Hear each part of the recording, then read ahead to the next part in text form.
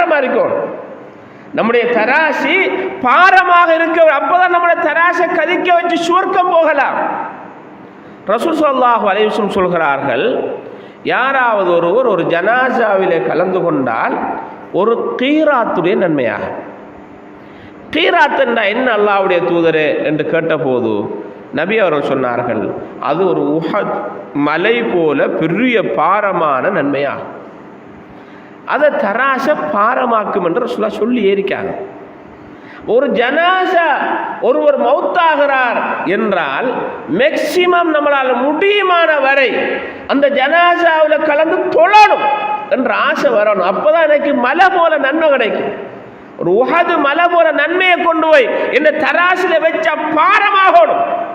அந்த பாக்கியம் எனக்கு கிடைக்கணும்.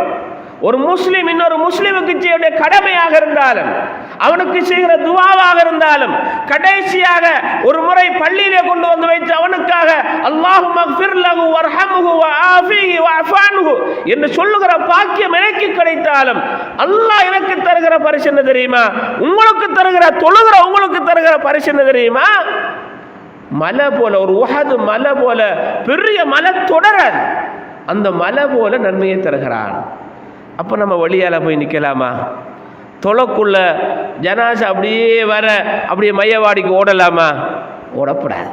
என்னது மலை போல நன்மை அல்லாஹ் நமக்கு தந்திருக்கான், நேரத்தையும் தந்திருக்கிறான், சந்தர்ப்பத்தை தந்திருக்கிறான், எனக்கு முடியுமாக இருக்கிறது.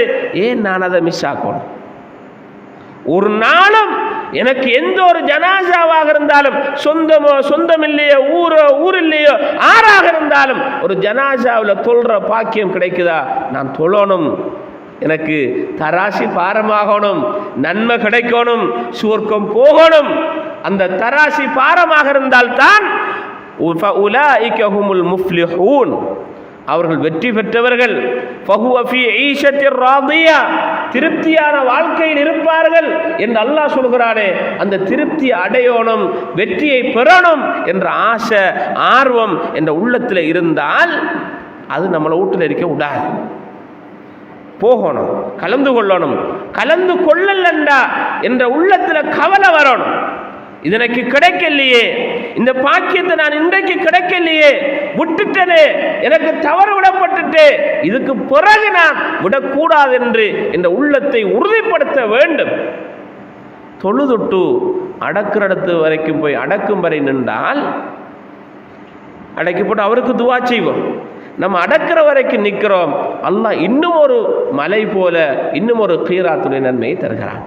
2 கீராத்துடைய நன்மை கிடைக்கிற பாக்கியம் ஜனாசாவில் இருக்கிறது. அது நம்முடைய தராசை கதிக்க வைக்கும். அது நம்முடைய தராசை கதிக்க வைக்கும் என்று அல்லாஹ்வுடைய தூதர் ஸல்லல்லாஹு அலைஹி வஸல்லம் அவர்கள் சொல்கிறார்கள்.